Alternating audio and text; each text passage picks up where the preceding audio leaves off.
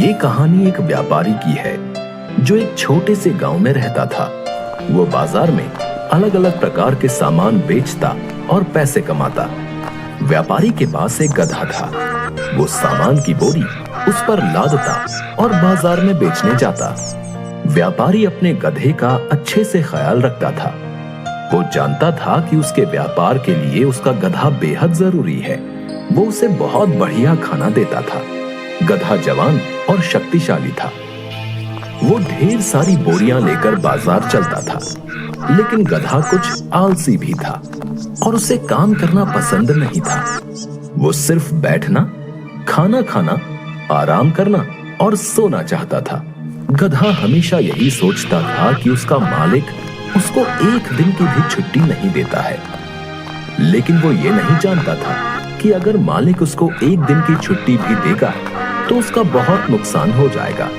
बाजार की मांग के अनुसार व्यापारी रोज कई प्रकार की वस्तुएं बेचता था, जैसे दाल, अनाज, सब्जियां, मसाले और फल। व्यापारी रोज सवेरे गधे को लेकर काम पर निकल पड़ता था।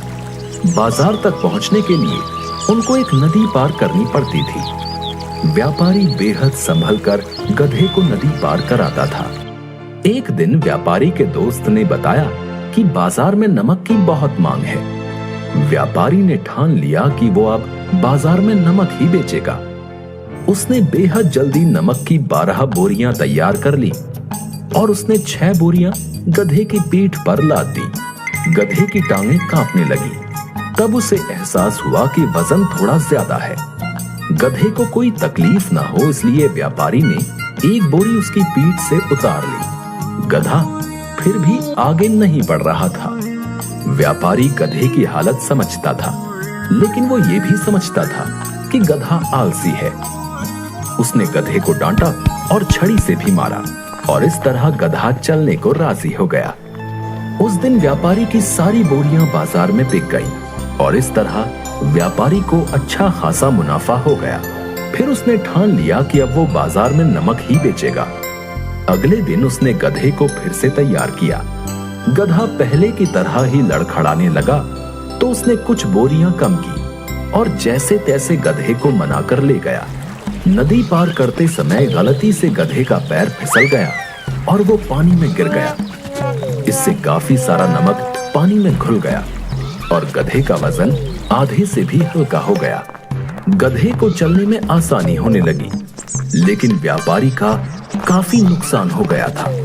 अगले दिन जब नमक की बोरियां लादकर व्यापारी गधे के साथ नदी पार कर रहा था, तो गधे ने सोचा कि कल जब मैं नदी में फिसला था तो वजन कम हो गया था। उसने सोचा कि क्यों ना इस बार भी जानबूझकर फिसल जाऊं तो मेरा वजन कम हो जाएगा।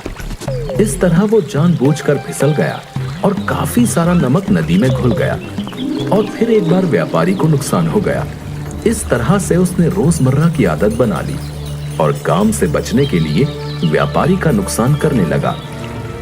व्यापारी भी समझ गया था कि गधा जानबूझकर ये सब कर रहा है, लेकिन कुछ कर नहीं पा रहा था। उसने अपने दोस्त को ये समस्या बताई। दोस्त ने उसको सलाह दी कि कोई ऐसी चीज इस्तेमाल करो जो पानी में गिरने से वजन में बढ़ जाए। तो व्यापारी ने दिमाग लगाकर बोला कि ऐसी चीज तो केवल रुई ही हो सकती है। इस तरह से उसके दिमाग में युक्ति आई। अगले दिन उसने रुई की कुछ बोरियां ली और गधे पर लाद दी और उसके साथ चल पड़ा। हमेशा की तरह गधा जानबूझकर पानी में गिर गया, लेकिन इस बार बोरी का वजन दुगना हो गया और गधा लड़खड़ाने लगा। गधे को आश्चर्य हुआ कि इतना वजन कैसे बढ़ गया। वो फिर चल दिया। अगले दिन फिर यही दोहराया गया। गधे ने जानबूझकर गिरने का नाटक किया, लेकिन फिर वजन बढ़ गया। इस तरह से गधे को अच्छा सबक मिला। व्यापारी ने सोच लिया कि अब गधा समझ चुका है कि उसके पानी में गिरने से उसी का बुरा होगा, तो उसने अगले दिन से फिर नमक की बोरियां ले जानी शुरू कर दी। लेकिन इस बार गधा गलती से भी गिरने की नहीं सोचता था। इस कहानी से हमें ये शिक्षा मिलती है कि किसी भी परिस्थिति में युक्ति और बुद्धि का प्रयोग करके उस परिस्थिति को अपने अनुकूल किया जा सकता है। मुश्किल से मुश्किल परिस्थिति में भी बुद्धि का प्रयोग करके स्थिति को संभाला जा सकता है।